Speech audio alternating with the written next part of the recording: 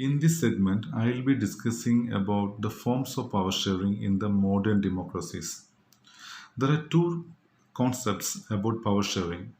One can be called as old notion, old notion, and second can be called as new notion. Notion means concept. The old notion is that all power of a government must reside in one hand so that quick decisions can be taken. During the time of kings or monarchy time, they were not ready to share power. They kept all powers with them. They thought that if powers are shared with their ministers or somebody else, so immediate decision cannot be taken. That was the old notion. And the new notion is that all political powers should be shared so that better and efficient decision can be taken. That is in the modern democracies, the present time.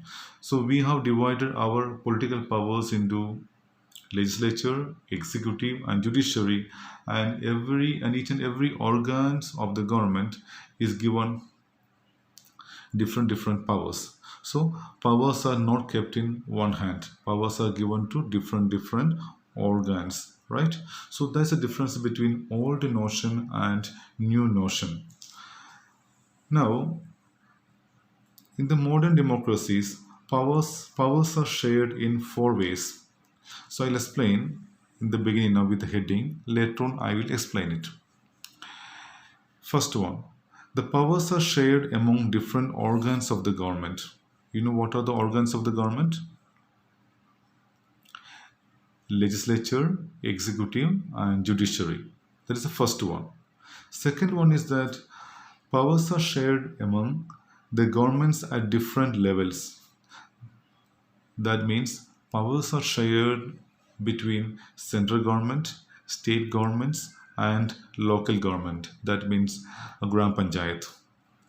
And third one is that power sharing between different social groups. A country like India, we have different social group like linguistic group, then religious groups. So everybody wants power. So powers are shared among religious groups and linguistic groups. And fourth one is that power sharing among political parties, pressure groups, and movements. So ours is one of the biggest democratic country in the world. So here we have so many political parties. So powers are shared among political parties, pressure groups, different organizations. So they are pressurizing the government to achieve their objectives. So in this way, powers are shared in four ways. First one, powers are shared among different organs of the government. Second, among different levels of government, between different social groups, and among the political parties. Let me explain you the different forms of power sharing one by one. First one, power is shared among different organs of the government. What are the organs of the government? Legislature, executive, and judiciary. So here powers are shared equally. This type of power sharing is called horizontal power sharing. So distribution of power at some level to exercise different powers. So powers of the government are divided into three areas: legislature, executive, and judiciary. So none of the organ can exercise unlimited power. When this kind of power sharing is done, so no organ can dominate or use unlimited power. Their powers are controlled by other organs. Suppose if a legislature is misusing the power, judiciary may question them. If judiciary is misusing the power, legislature may control judiciary. If executive is misusing the power, legislature can control executive or judiciary can control executive. In such a way, powers are not concentrated in one government, one hand. Also, this results in a balance of power among these institutions. So, powers are shared equally. So, they have to work in their own sphere. They cannot overtake other or interfere in other organs matters. So, it means legislature need to be in parliament and they have to make laws. So, they have no right to interfere in the day-to-day affairs of judiciary. A judiciary does not have power to interfere in the day-to-day affairs of legislature or executive. This arrangement is called as the system of checks and balance. Checks and balance means if any organs of the government misuse power, other organ will block it. So we can call it as checks and balances. Checks and balances.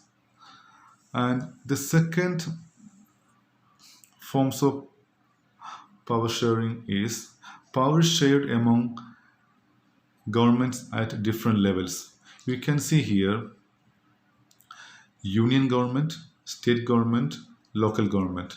The powers are shared among the three layers, three tier. Top level we can see central government for the national level, and for every state we have state government, and this local government means our gram panchayat or municipalities or municipal corporations. So the union government is for entire nation all over the country. We call in India it is as central government, and state government for regional level. You can say Maharashtra or Kerala or Tamil Nadu, the state of Kerala or Maharashtra or Assam. So we call it state government. And Gram Panchayat is for local level to look after the administrative issues in the particular village or group of villages. So we can call this system as federal system. In federal system, powers are shared vertically. There will be a government in the top, that will be a central government, and all other governments will be below to the central government. So we can call it as federal system. So the constitution lays down the powers of different levels of government. This is called the federal division of power. So each government gets powers from constitution. Central government gets powers from constitution, state government gets powers from constitution, and local government gets powers from constitution. So no government can take powers of another government. So our powers are, the government's powers are divided constitutionally. So no government can misuse their power, or all governments should work together for the betterment of our citizen and development of our country. So this is known as the power sharing among governments at different levels. That means vertical level. The third form of power sharing is power shared among different social groups such as religious and language group. So look into our country. Our country is a very big country with so many linguistic group and religious groups. Sometimes we can hear here and there some religious groups are fighting with other group or with the government, some linguistic group, some language groups are fighting with the central government, the state government for their rights. So this is happening because they are not happy the way government has shared the power. To resolve this issue, the best thing is that to divide power or to give powers to them also, and they should feel that they are also part of this society. So this is done to give more chances to weaker sections in administration and in government. Otherwise, they will feel isolated from the government. If any section is not given any chance to take part in the decision making or in the government, of course, they may feel that they are not treated well. So, from that unhappiness, tomorrow or maybe after some time, they may protest, they may create problem for the government. So there will be a problem in peace and harmony. Ultimately it may go for a direct fight with government, which it should not happen. The best way is that power should be shared to different religious groups and linguistic groups. So the outcome is that there will be peace and harmony if the power is shared between different religious and linguistic groups. We have seen the best example from Sri Lanka. The Sinhalese people were not ready to share power with Tamils. That's the reason Tamils have taken arms against the Sinhalese, ultimately which resulted in the civil war, and a beautiful country like Sri Lanka just went on war for 25 plus years, and thousands of innocent citizens have lost their life. And the fourth form of power sharing is powers are shared between political parties, pressure groups, and movements. So we will be happy enough to say that our country is blessed with so many political parties. Anybody can form the political party and with any name and contest in election aiming for political power. So in a democratic system, many parties are participating in election.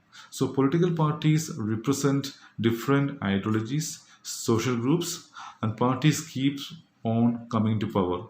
So today there will be one party in power. Tomorrow, or maybe after 5 years, that party may be out of power. A new party may come into power. So those who are in power may go out of power. Those who are out of power may come into power. So even though we have so many political parties, all parties are working for the people with the different ideologies, different aims and aspirations.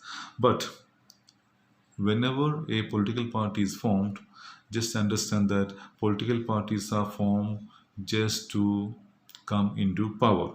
And sometimes a single party may get majority to form the government, so they may form the government. Sometimes many parties need to come together and form an alliance and form a government. Then we may call this government as coalition government. So they may be sharing the power.